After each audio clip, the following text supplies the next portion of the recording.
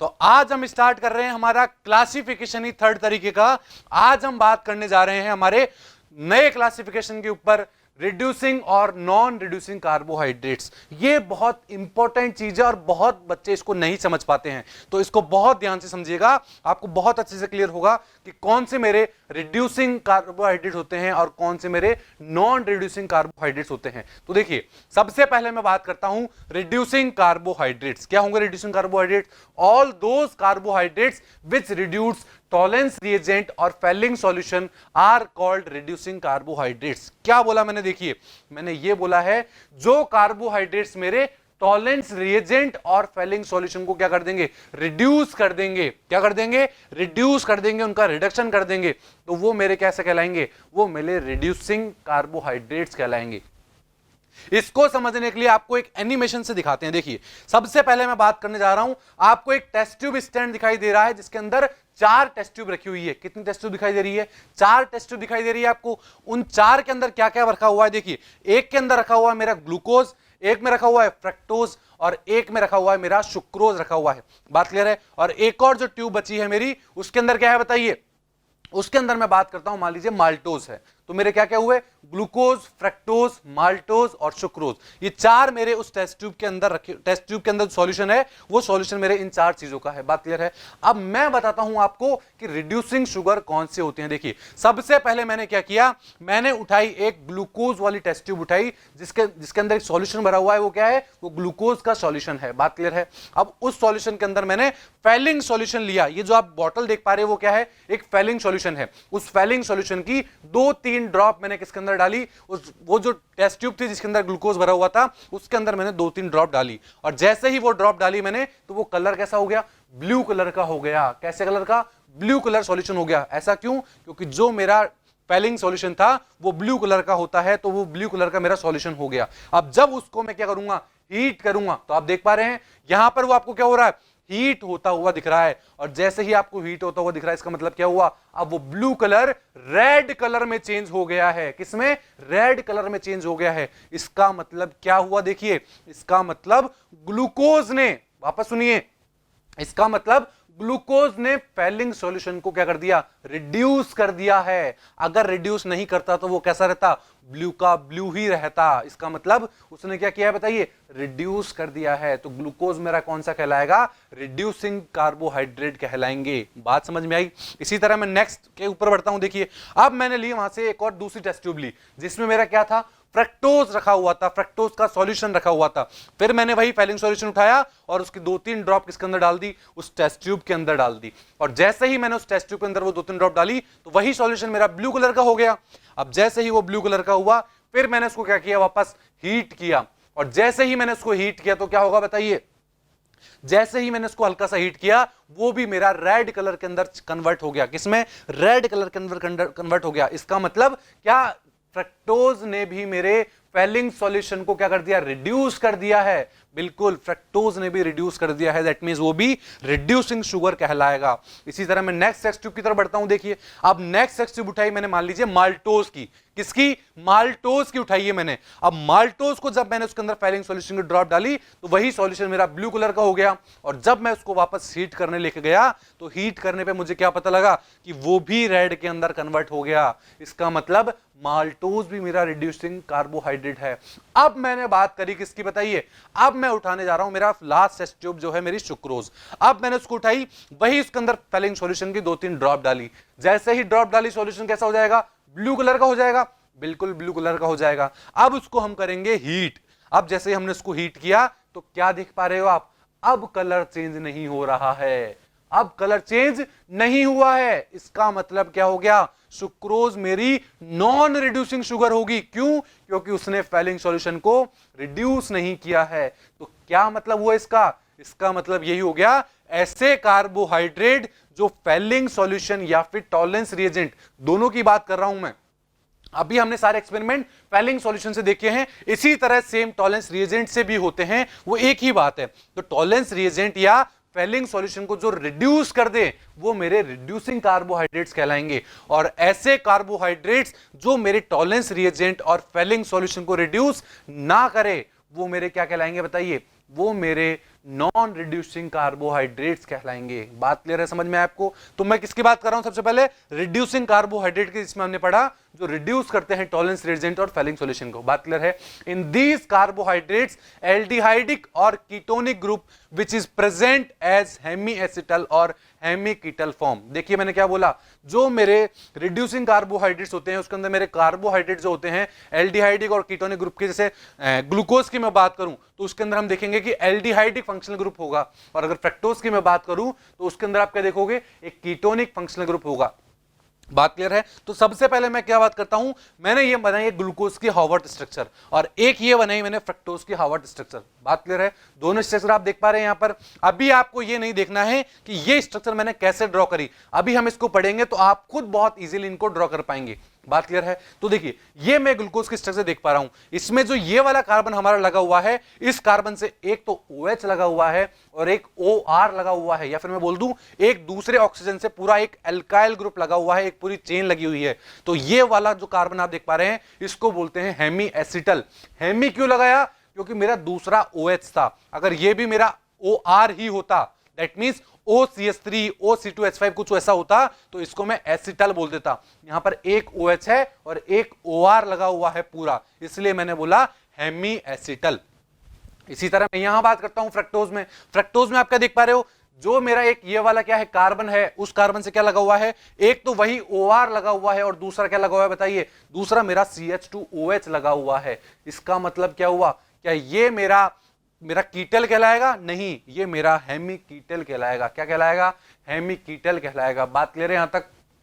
Carbohydrate which do not reduce Tollens reagent and Fehling solution, they are called as, क्या कहलाएंगे बताइए? Non reducing carbohydrates कहलाएंगे। ये बात हमने कर ली है। तो ये बात हमारी किसको भी बताइए, ये बात हो चुकी है हमारी कि कौन से रिड्यूसिंग कार्बोहाइड्रेट होंगे और कौन से नॉन रिड्यूसिंग कार्बोहाइड्रेट्स होंगे। बात क्लियर है? ये सारा हमने कवर कर लिया है क्लासिफिकेशन। अब मैं एक एक टॉपिक को लेते हुए चलता हूं। जो सबसे पहले हमने पढ़ा था मोनोसैकेराइड्स। मोनोसैकेराइड्स क्या होते हैं उसकी डेफिनेशन एक बार फिर देख लेते हैं, और फिर उसके अंदर कौन कौन से कंपाउंड्स आते होंगे, कौन कौन से कार्बोहाइड्रेट हम पढ़ने जाएंगे, वो सब चीज को हम कवर करते हुए चलेंगे। तो सबसे पहले हम स्टार्ट करते हैं मोनोसैकेराइड्स।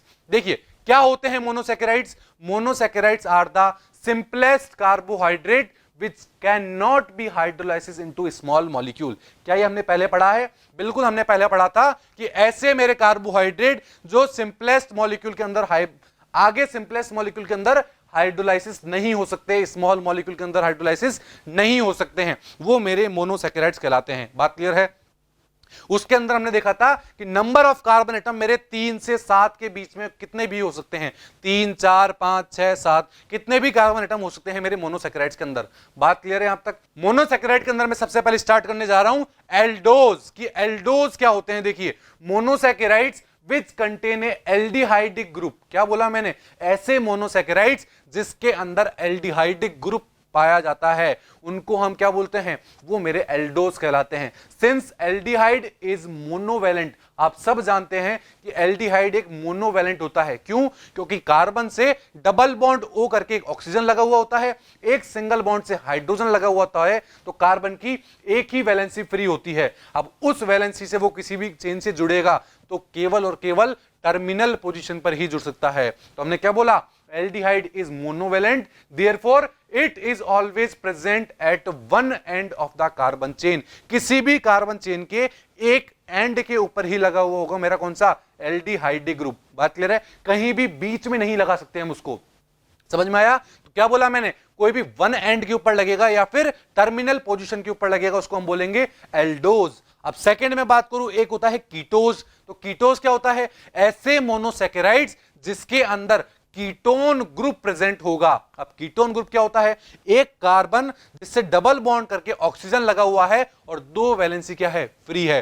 तो इसका मतलब कीटोन मेरा डाइवैलेंट होता है। बिल्कुल, since ketone group is divalent therefore it can be present anywhere except terminal point.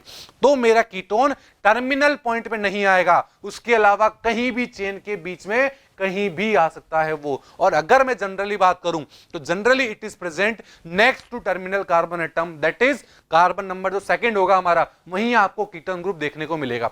बात समझ में यहां तक? So aldose and ketose are further classified as triose, tetrose, pentose, hexose, heptose, इन सब में फर्दर क्लासिफाई कर सकते हैं हम किसको, एल्डोज और कीटोज को। क्या मतलब हुआ इसका, अब तक हमने ये देखा कि एल्डोज क्या होता है और कीटोज क्या होता है। एल्डोज में हमने क्या पढ़ा था बताइए, एल्डोज में एल्डिहाइडिक ग्रुप प्रेजेंट होगा, अगर कीटोज की बात करूं तो कीटोनिक ग्रुप प्रेजेंट होगा। एल्डोज के अंदर अगर मैं बात करूं तो हमेशा और हमेशा वन एंड के ऊपर होगा, या मैं बोल दूं टर्मिनल पोजीशन के ऊपर होगा। कीटोज की मैं बात करूं तो डाइवेलेंट होता है, इसलिए टर्मिनल पोजीशन को छोड़ के बीच में कहीं भी हो सकता है। एक और बात हमने क्या पढ़ी थी कीटोज में, कि जनरली वो हमारा C2 पोजीशन पर ही देखने को मिलता है। बात क्लियर है। अभी हमने क्या बात करी कि एल्डोज और कीटोज मेरे अलग अलग तरह के हो सकते हैं, जैसे ट्राइओज हो सकता है, टेट्रोज हो सकता है, पेंटोज, हेक्सोज, इन सब की हमने बात करी। तो मैं सबसे पहले बात करने जा रहा हूं स्ट्रक्चर ऑफ पेंटोज की, किसकी, 5 कार्बन वाला अगर मेरे पास कोई पेंटोज है उसके बारे में बात करने जा रहे हैं। और पेंटोज में भी मैं सबसे पहले ले रहा हूं, क्या बताइए, एल्डोपेंटोज। क्या लिया मैंने, सबसे पहले ले लिया है एल्डोपेंटोज। देखिए, monosaccharides of 5 carbon atom containing a aldehyde group are known as aldopentose। क्या बोला मैंने, देखिए नाम से समझिए, मैंने बोला एल्डोपेंटोज। एल्डो मतलब एल्डिहाइडिक ग्रुप, पेंटोज मतलब 5 कार्बन। पेंट से हम क्या समझते हैं, 5 कार्बन। इसका मतलब ऐसे मोनोसैकेराइड जिसमें 5 कार्बन की चेन होगी और एक एल्डिहाइडिक ग्रुप होगा, वो मेरा क्या कहलाएगा, एल्डोपेंटोज कहलाएगा। अगर मैं एग्जांपल की बात करूं तो देखिए एग्जांपल क्या हो सकते हैं। देखिए ये देख पा रहे हैं आप एक एल्डोपेंटोज, क्या है देखिए, CHO, CHOH, CHOH, CHOH और लास्ट में लगा हुआ है एक CH2OH। दैट मींस 5 कार्बन दिखाई दे रहे हैं आपको, बिल्कुल एक 5 कार्बन दिखाई दे रहे हैं। क्या एक एल्डिहाइड ग्रुप दिखाई दे रहा है, सबसे ऊपर ही देख पा रहे हो आप, एक टर्मिनल पोजीशन पर एल्डिहाइड ग्रुप लगा हुआ है। दैट मींस क्या ये मेरा, क्या बोला मैं, देखिए क्या ये मेरा एल्डोपेंटोज कहलाएगा, बिल्कुल ये मेरा एक एल्डोपेंटोज कहलाएगा। क्यों कहलाएगा, देखिए क्यों बोला मैंने, क्योंकि 5 कार्बन है और एक एल्डिहाइड ग्रुप है, इसलिए इसको हम एल्डोपेंटोज बोलेंगे। बात करें यहां तक। अब मैं बात करता हूं इसमें सबसे पहले नंबर ऑफ कायरल कार्बन की। देखिए कायरल कार्बन क्या होते हैं हमने पढ़ रखे हैं, बिल्कुल पढ़ रखा है हमने कायरल कार्बन। कायरल कार्बन वो कार्बन होते हैं जिसके अंदर किसी एक कार्बन एटम से चारों डिफरेंट ग्रुप लगे हुए होंगे, तो उसे हम बोलेंगे कायरल कार्बन। तो यहां पर आप क्या देख के बता सकते हैं मुझे कि कितने कायरल कार्बन आपको दिखाई दे रहे हैं। तो देखिए सबसे पहले मैं बात करता हूं जो एल्डिहाइड ग्रुप लगा हुआ है उसके बारे में। तो क्या वहां पर आपको 4 ग्रुप डिफरेंट दिखाई दे रहे हैं, 4 ग्रुप डिफरेंट नहीं है, इसका मतलब वो मेरा कायरल कार्बन भी नहीं है। उसके नीचे आइए तो उस कार्बन पर मैं देख पा रहा हूं एक H लगा हुआ है, एक OH लगा हुआ है, एक ऊपर वाला ग्रुप, एक नीचे वाला ग्रुप। दैट मींस चारों ग्रुप डिफरेंट है, तो सेकंड नंबर कार्बन मेरा क्या हो जाएगा, कायरल कार्बन हो जाएगा। इसी तरह थर्ड की मैं बात करूं वो भी मेरा कायरल कार्बन हो जाएगा। इसी तरह फोर्थ की मैं बात करूं वो भी मेरा कायरल कार्बन हो जाएगा। अगर मैं फिफ्थ की बात करता हूं तो क्या फिफ्थ मेरा कायरल कार्बन होगा, नहीं, क्योंकि आप देख पा रहे हो वहां पर एक ही कार्बन के ऊपर 2 H प्रेजेंट है।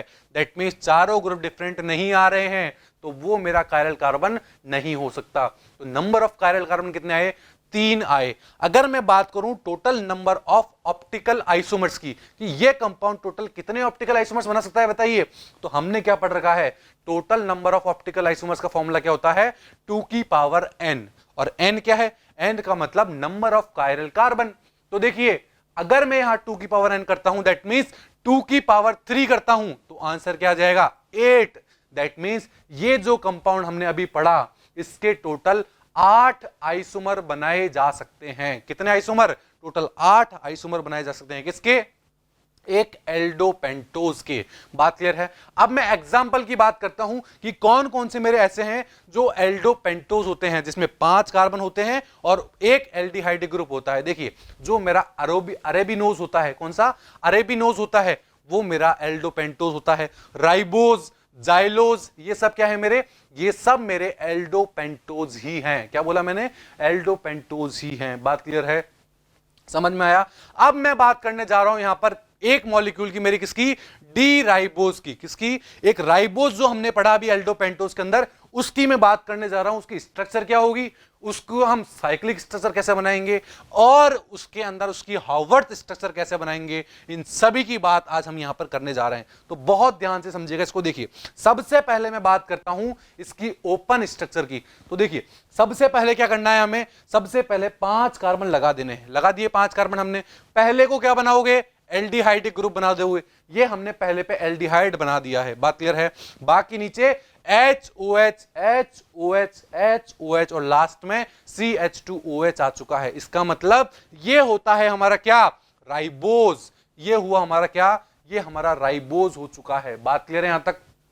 आगे देखिए, अगर मैं इस राइबोज को क्या करूं, ये हमारी क्या है, ओपन स्ट्रक्चर है, ये है हमारा डी राइबोज। अब ये डी राइबोज क्या होता है, इसको भी हम थोड़े टाइम में ही आगे चल के सीखेंगे कि डी राइबोज और एल राइबोज क्या होते हैं। ये सब हमको बहुत अच्छे से कवर करेंगे, कहीं टेंशन नहीं लेनी है हमें। तो देखिए सबसे पहले मैंने बात करी, ये है हमारा डी राइबोज। बात क्लियर है। अब मैं क्या करने जा रहा हूं, मैं इस ओपन चेन को क्लोज चेन बनाने जा रहा हूं। देखिए क्या बोला मैंने, ओपन चेन को क्लोज चेन बनाने जा रहा हूं। तो देखिए क्लोज चेन कैसे बनती है, वापस आपने क्या देखा, वही डी राइबोज देख पा रहे हैं। बात क्लियर है। इसमें जो आपको 4th नंबर कार्बन दिखाई दे रहा है, कौन सा कार्बन, देखिए 4th नंबर कार्बन दिखाई दे रहा है, इसका ऑक्सीजन ऊपर एल्डिहाइड ग्रुप वाले कार्बन के ऊपर क्या करता है, अटैक करता है। और जैसे ही वहां अटैक करेगा तो क्या होगा, आगे जो डबल बॉन्ड है उसके इलेक्ट्रॉन आगे शिफ्ट हो जाएंगे, और जैसे ही आगे शिफ्ट होंगे तो वहां माइनस चार्ज आएगा। अब वहां माइनस चार्ज पे क्या होगा, इधर वाला जो ऑक्सीजन था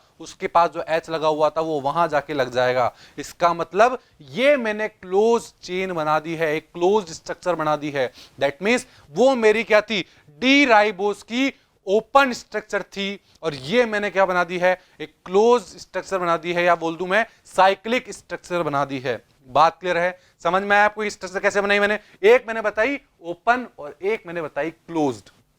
अब देखिए, अब मैं इसका हार्वर्थ स्ट्रक्चर बनाने जा रहा हूं, इसको बहुत ध्यान से समझना है। अगर आपने एक बनाना सीख लिया तो बाकी सारे आपसे ऑटोमेटिकली बनते चले जाएंगे। तो इस एक को बहुत ध्यान से समझिएगा। देखिए कैसे बनाएंगे इसका हार्वर्थ स्ट्रक्चर।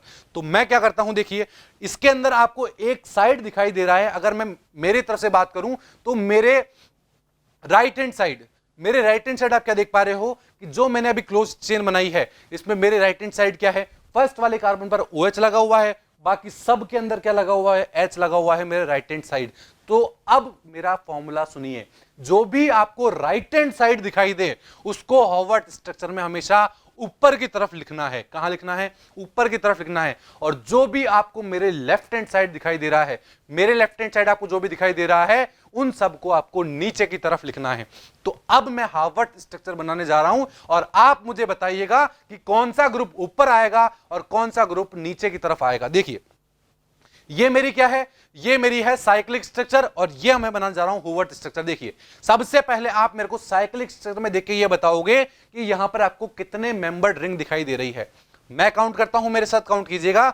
एक सबसे पहले मेरा वो एल्डिहाइडिक कार्बन, वो वाला, ऊपर से नीचे आते हैं तो 1 2 3 4 तो मेरे कार्बन दिखाई दे रहे हैं, और 5वां मुझे ऑक्सीजन दिखाई दे रहा है उस रिंग के अंदर। बिल्कुल एक रिंग आप देख पा रहे हो, कौन सी, ऑक्सीजन को मिला के, और 4 कार्बन ये मुझे दिखाई दे रही है। तो हार्वर्थ स्ट्रक्चर बनाने के लिए सबसे पहले क्या करेंगे हम, सबसे पहले मैंने ऑक्सीजन को ऊपर रख लिया है और 4 कार्बन को लेते हुए एक 5 मेंबर्ड रिंग बना दी है।